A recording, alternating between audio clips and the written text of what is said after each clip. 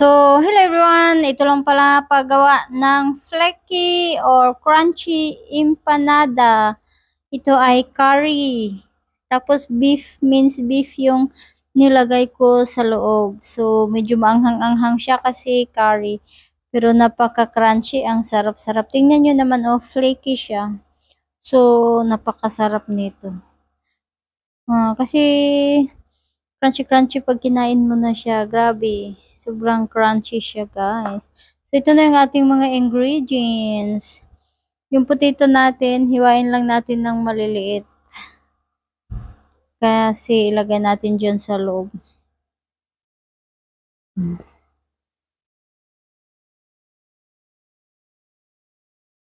Tapos yung ating parsley, pwede rin coriander. Ito ginamit ko coriander kasi gusto ko yung amoy. So, yan lang yung binili ko. So, 3 cloves of garlic. I-mince lang.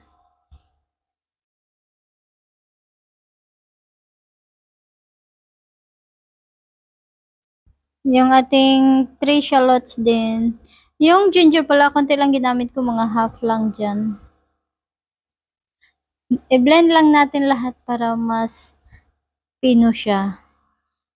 Ilagay, after blend, lagay dyan sa may oil. Tapos lagyan ng 2 tablespoon ng curry. Halo-haloin lang, halo-haloin, ganun. Hanggang sa ma-mix lahat. Idagdag na yung 250 grams ng minced beef. Pwede rin kahit anong meat, pwede naman. Dagdag yung potato.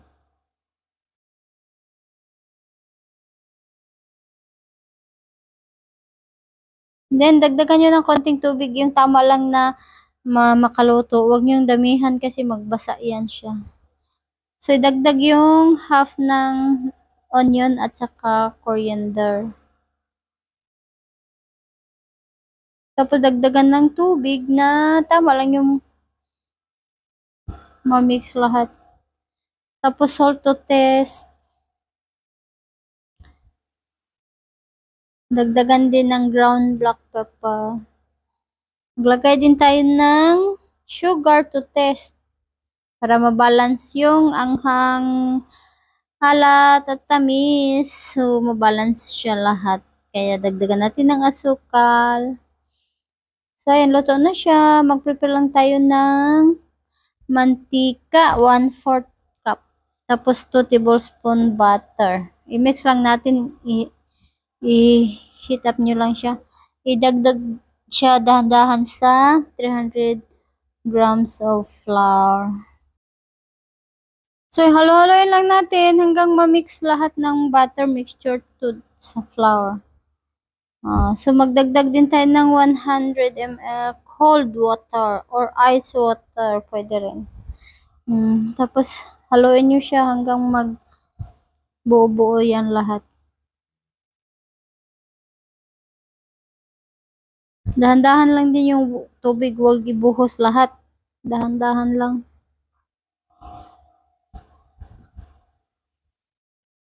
Pasensyahan ang pagluto. So, ayan na siya. Buhos ko na lahat ng tubig. I-press nyo lang siya.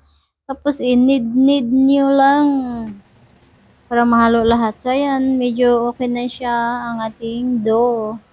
I-rest lang natin ng mga 30 minutes. So, ayan. Mag-prepare tayo ng 150 grams rice flour. Saka 125 grams margarine. Soften lang siya. Hindi melted. So, add lang natin sa flour. Kamayin nyo na. Kamayin. Halo-haloin lang. Ayan. Halo-haloin lang yan sa kamay. Tapos, i-press nyo para maging ganyan siya. So, yung ating dough, divided into 8 equal parts. Timbangin nyo siya. Timbangin. So, ganyan lang. Para parehas lahat. So, gawin nating balls. Ganyan lahat.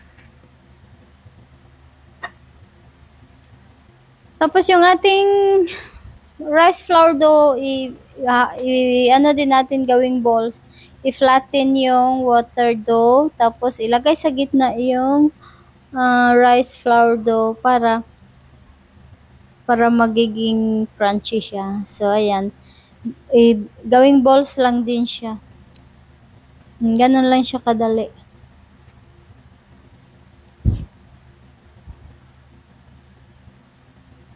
Ayan, tapos balot-balotin nyo lang siya. Ayan, ganyan lang. Madali lang siya.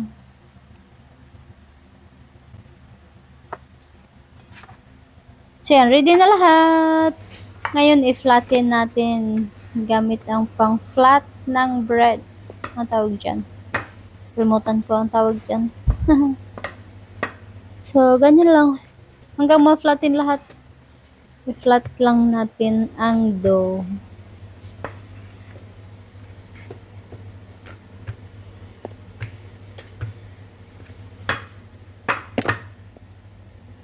After that, i-roll natin.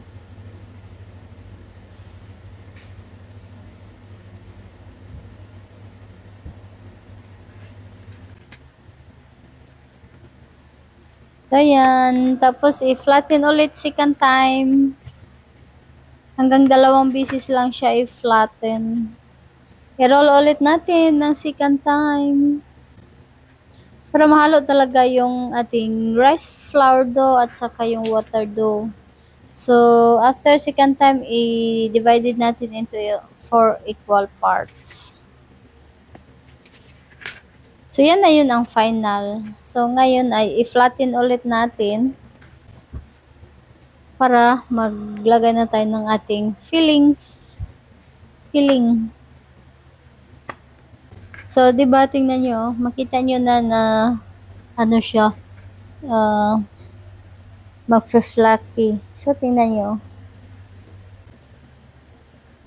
So, ilagay natin ang ating filling na curry. Means beef with potato. I-press nyo lang siya. Tapos, iseld ang sa dulo para ma-close siya. Tapos, i-ano na natin, iseld na natin. Tupi-tupiin lang natin ang dyan sa dulo para maganda yung design.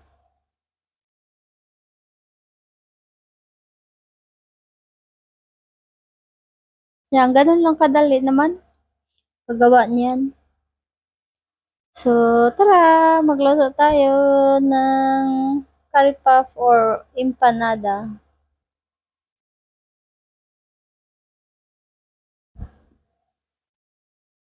So, yan, ready na siya.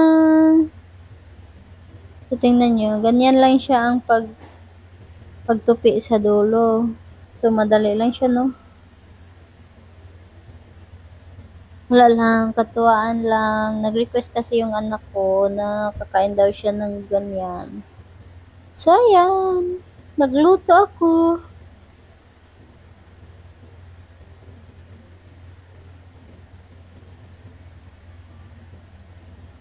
So, ayan. Oh, ready na siya to fry. Let's go and fry. Maglagay tayo ng mantika. Yung madaming mantika. So, fry na natin siya. Hanggang golden brown.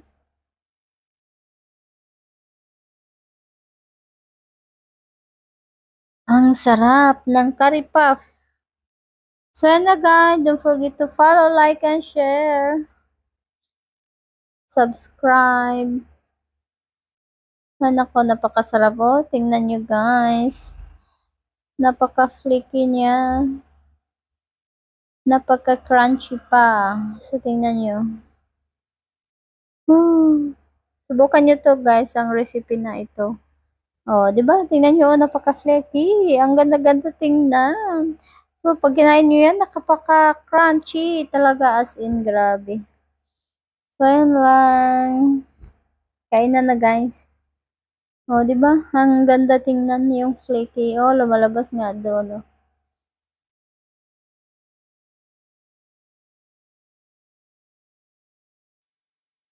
So, ayan na, tikman natin. Wala palang tunog, hindi marinig yung crunch niya kasi maingay. So, minute ko siya.